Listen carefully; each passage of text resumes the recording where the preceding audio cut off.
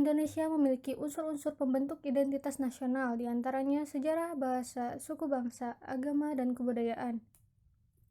Kebudayaan di Indonesia merupakan suatu warisan turun-temurun yang bersifat kompleks, abstrak, dan bermakna luas. Dari ketujuh sistem budaya dan wujud kebudayaan, terbentuklah sebuah ritus atau ritual yang biasa dilakukan para pemegang kebudayaan tersebut. Jawa Barat merupakan salah satu wilayah di Indonesia yang memiliki banyak cukup ritus. Salah satunya adalah di kampung bernama Kampung Makam Godok yang berlokasi di Desa Lebak Agung, Kecamatan Karangpawitan, Kabupaten Garut. Daerah ini terdapat satu ritus yang sudah menjadi tradisi. Ritus ini bernama upacara ngelungsur pusaka di Makam Godok.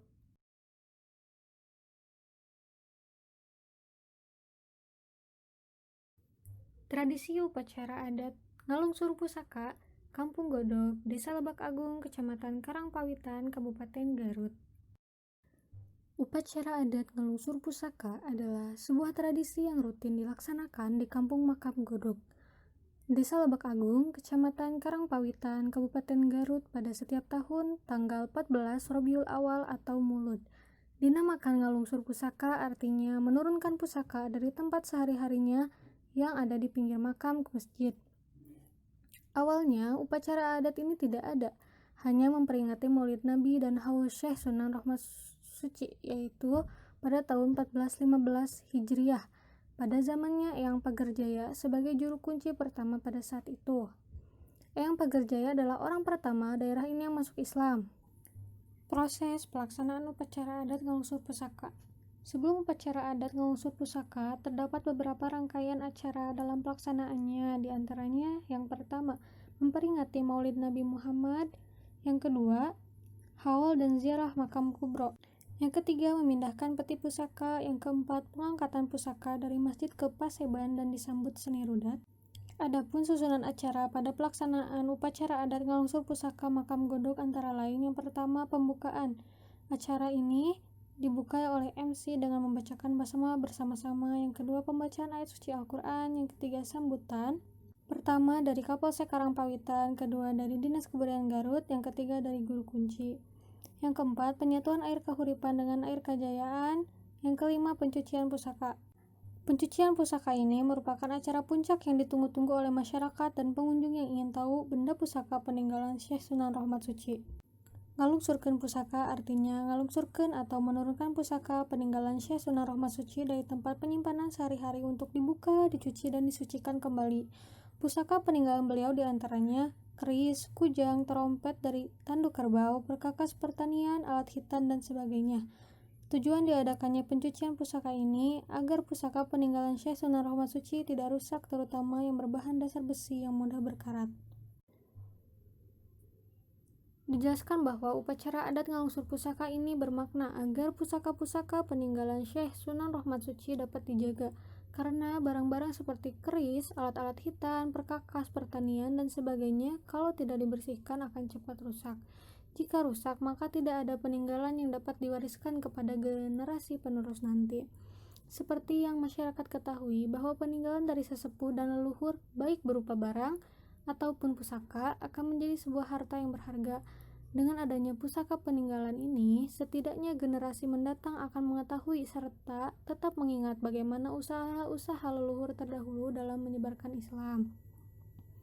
Makna kedua dari diselenggarakannya upacara ini yaitu untuk menjaga kelestarian budaya dan tradisinya.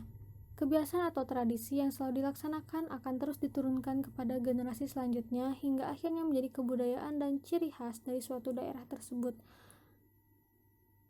Manfaat dari adanya tradisi dan kebudayaan lokal diantaranya dapat memperkaya khasanah bangsa. Maksudnya, dengan tambah beragam tradisi, maka bangsa tersebut dapat lebih banyak memiliki tolak ukur dalam menentukan tingginya estetika dan etika dalam bermasyarakat. Makna selanjutnya yaitu iktibar. Iktibar dapat diartikan dengan mengambil pelajaran. Ketika melihat suatu kejadian, maka haruslah ada pelajaran yang dapat diambil. Masyarakat akan merasa tertarik untuk mengetahui lebih jauh mengenai asal pusaka yang dicuci, siapa yang membawanya, dan akhirnya sampai pada memahami kisahnya Syekh Sunan Rahmat Suci dalam perjuangan menyebarkan ajaran agama Islam. Selain iktibar mengenai perjuangan Syekh Sunan Rahmat Suci, masyarakat juga akan mengambil pelajaran dari berziarah. Ziarah kubro. Dalam acara ini akan memberi teguran pada masyarakat bahwa sehebat apapun seseorang, tetaplah semua orang akan meninggal jika telah sampai pada waktunya. Dari penjelasan ketiga makna tersebut, menjadikan upacara adat ngalungsur pusaka mengandung dimensi dakwah. Dalam dimensi ini lebih mengarahkan agar manusia memahami, mengetahui, dan mengamalkan ajaran Islam. Demikian kerisalahan lebih kepada mencoba menumbuhkan kesadaran diri mengenai pandangan hidup secara islami dan lebih mengarah kepada perubahan perilaku manusia baik individu ataupun kelompok. Pesan dakwah dalam upacara adat ngalungsur pusaka. Sebelum pelaksanaan pencucian pusaka, Haji Syarifuddin senantiasa memberikan pesan kepada masyarakat dan tamu yang hadir sebagai berikut. Pastina hari sah nama dari nama saya serang awalnya teh itu biniati kuniat jantan tergantung niat peminiat saya jantan ibadah peminiat awon maka jantan dosa wa inna malikul imriin manawa yang pastinya ke setiap jalma itu tergantung kena niatnya kujalan gitu akhirnya orang niatan ku nyucina ya pusaka teh mangka teh diri lepat niat jantan niatan teh sanes bigusti sanes kultus individu sanes mendewa-dewakan sesuatu tapi mempusti sangan lestari maksudnya ngamu mulai jantan benten disembah sareng ngamu mulai ya bang ngamu mulai sangkan iya lestari atau sang kepunah numawi setiap tahun di bersihan atau dicuci sarang maksudna terkadang niatna sing ulah lepat kasadayana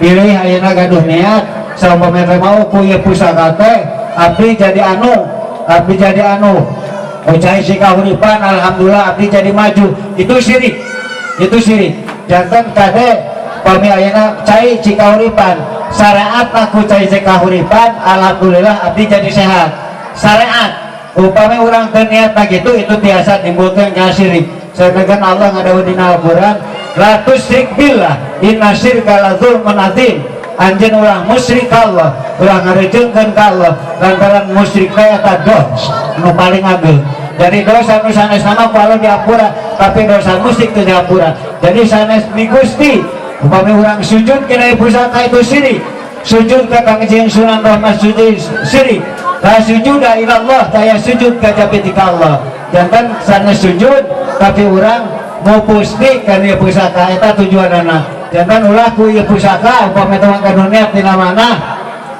ku abdi teh ku pusaka ieu teh ayeuna Musa jadi maju itu syirik jantan segala rupi berkawis aya anu manfaatna kajabi dimanfaatkeun ku Gusti Allah ya manfaatna upami Allah maparingan manfaat jadi manfaat mah dipaparingan ku Gusti Allah dia sekali deui niatna sanes niat di Gusti tapi niat mau Gusti rupina sakitu cekap ka upes tempat pribados sangkat urang lebat kaprah dina urang ayeuna sapertos ngajakeun upacara adat ieu kumargi teu terang teh timbul kena syirik nyembah antara pina tegenan kana ieu pusaka sehingga mopokeun ngaduakeun ka Gusti Allah.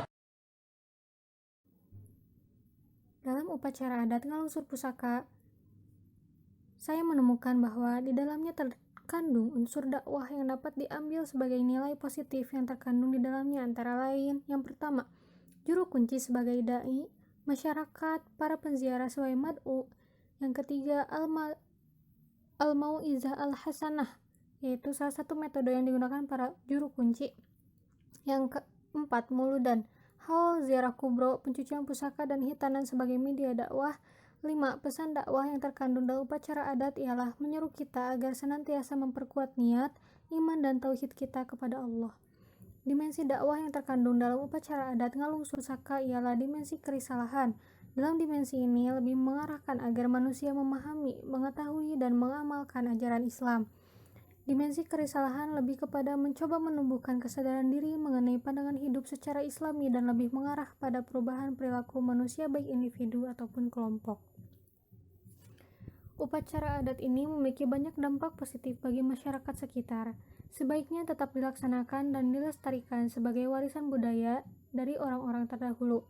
Tradisi ini banyak memberikan pengajaran dalam banyak hal khususnya pada fokus mengenai dakwah, banyak juga nilai Islam yang terkandung di dalamnya.